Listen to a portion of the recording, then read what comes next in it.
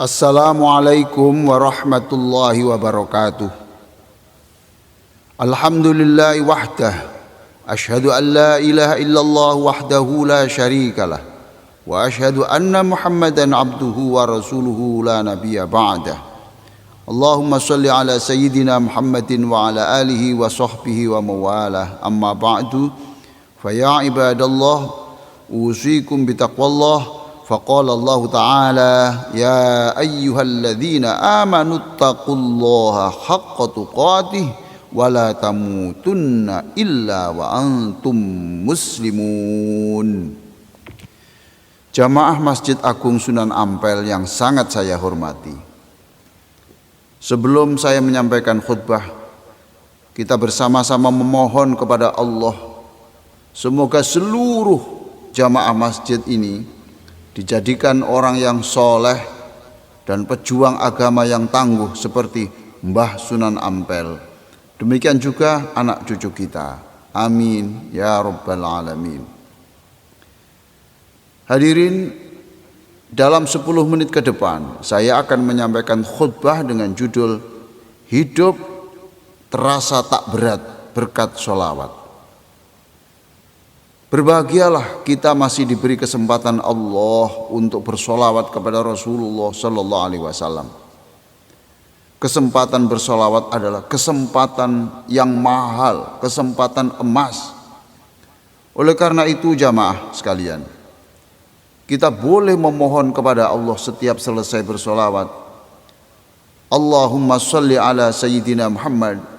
Allahumma la taj'al hadha akhiral ahdi bis salati ala nabi wa in ja'altahu akhiral ahdi fa'awidna anhul jannah.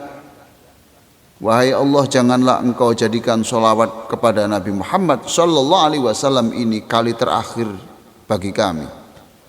Tapi jika solawat ini yang terakhir dalam hidup kami, maka gantilah dengan keindahan perjumpaan kami dengan Rasulullah di surga nanti. Hadirin sekalian, saya akan menyampaikan 3 kisah yang mengupas judul yang saya sebutkan di atas. 3 kisah itu ada di sekitar kami, di sekitar kita semuanya ini, tidak jauh-jauh dari Jawa Timur ini. Yang pertama, ada janda tua di Madura yang hidup sendirian di rumah dengan halaman yang luas. Di halaman itu terdapat pohon beringin yang rindang. Setiap pagi, wanita tua itu memungut ratusan daun yang berjatuhan pada malam harinya. Tetangganya menawarkan diri untuk membantu menyapu halaman dan meminta janda tua itu beristirahat. Kita dan semua orang pasti menduga bahwa ia senang dengan tawaran itu. Berarti itu meringankan tugasnya. Tapi ma'asyiral muslimin, di luar dugaan, wanita lansia itu justru menjawab, terima kasih, hidup saya justru lebih bersemangat dan berbahagia memungut daun itu setiap pagi satu persatu. Itu bukan beban. Sebab saya membaca Allahumma sholli ala Sayyidina Muhammad setiap kali memungut daun itu. Jadi daun-daun yang jatuh pada hari itu adalah isyarat dari Allah Subhanahu wa ta'ala seberapa banyak saya harus bersolawat kepada Nabi pada hari itu. Hadirin, orang yang kita pandang berat beban hidupnya, ternyata di luar dugaan ia bisa menikmati hidup dengan bersolawat kepada Nabi Muhammad sallallahu alaihi wasallam dan dengan berbaik sangka kepada Allah atau husnudzon kepada Allah Subhanahu wa taala. Kisah kedua. Kisah ini terjadi di Surabaya. Ada pasangan suami istri yang masih muda dengan 2 anak. Salah satu anaknya yang masih di bangku taman kanak-kanak dinyatakan dokter mengidap penyakit aneh dan harus menjalani proses pengobatan yang mahal setiap bulan sepanjang hidupnya. Sepanjang hidupnya hadirin. Pasangan muda yang sama-sama pengajar ngaji itu tak bisa memendung air matanya.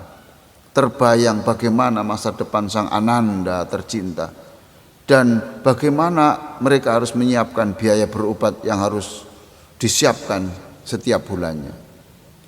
Jangankan mereka berdua, kita saja yang mendengarkan kisah ini rasanya ikut meneteskan air mata. Setelah beberapa bulan menjalani cobaan berat itu, mereka mengatakan, "Alhamdulillah, sekarang anak kami terlihat semakin segar dan ceria. Tidak ada tanda-tanda sakit seperti sebelumnya. Setiap kami menyuapkan nasi dan meminumkan air segar untuknya. Lebih-lebih ketika mendapatkan air Zam-Zam, kami membaca Allahumma sholli ala Sayyidina Muhammad. Setiap kali menyuap nasi, setiap kali meminumkan air, saya membaca Allahumma sholli ala Sayyidina Muhammad." Lalu pasangan muda itu juga menambahkan, ternyata cobaan hidup ini hanya wasilah, hanya cara Allah yang sangat indah agar kami bersolawat kepada Nabi sebanyak-banyaknya. Hadirin yang sangat saya hormati, masih ada satu kisah lagi yang terkait dengan sholawat. Kali ini peristiwa itu terjadi di Lumajang, Jawa Timur. Di sana tinggallah orang yang tidak bisa melihat sejak umur 40 tahun karena suatu penyakit. Ketika berkunjung ke rumah seorang kiai, ia didoakan Pak Kiai agar supaya penglihatannya normal kembali. Di luar dugaan, sungguh di luar dugaan. Tamu itu justru mengatakan, "Pak Kiai, saya sudah ikhlas, saya ridho dengan kebutaan ini. Saya tak pernah meminta pemulihan penglihatan saya. Saya minta diberi doa, didoakan saja. Mudah-mudahan saya ini bisa berhaji dan berziarah ke makam Nabi Muhammad sallallahu alaihi wasallam yang setiap hari saya baca sholawat ini. Saya syukuri kebutaan ini sebab sejak buta saya tidak lagi menambah dosa lewat mata." Hadirin, Pak Kiai terperanjat dengan ucapan tamunya yang polos itu, lalu mendoakan, "Ya Allah, jadikan tamu yang tidak bisa melihat keindahan dunia ini, Engkau perlihatkan wajah Rasulullah sallallahu alaihi wasallam setelah wafatnya, di alam kuburnya, dan di dalam istana surga." Alhamdulillah, hadirin sekalian, kita bersyukur dan kita ikut senang 2 tahun silam sebagian dari keinginannya telah tercapai, yaitu berhaji dan merasakan keindahan bersolawat di depan makom Nabi Muhammad sallallahu alaihi wasallam. Hadirin yang sangat saya hormati, sekali lagi saya katakan, orang yang kita pandang berat beban hidupnya, ternyata di luar dugaan bisa menikmati hidup dengan bersolawat kepada Nabi sallallahu alaihi wasallam dan berbaik sangka kepada Allah Subhanahu wa taala. Sebagai penutup, saya bacakan kembali ayat yang sudah kita hafal berisi perintah bersolawat. Innallaha wa malaikatahu yusalluna 'alan nabi ya ayyuhalladzina amanu sallu 'alaihi wa sallimu taslima, yang artinya sungguh Allah dan malaikat-malaikatnya bersolawat untuk Nabi. Wahai orang-orang yang beriman, bersolawatlah kamu untuk Nabi dan ucapkanlah salam penghormatan kepadanya. Demikian firman Allah dalam surat Al-Ahzab ayat 56. Hadirin, perbanyak solawat, terutama pada bulan suci Ramadan ini. Taatilah Nabi sepenuh hati. Yakinlah kedamaian hidup kita rasakan di akhirat nanti, bahkan pada sisa-sisa hidup di dunia ini. Aqulu qouli hadza wa astaghfirullah li wa lakum wastaghfiruh innahu huwal ghafurur rahim.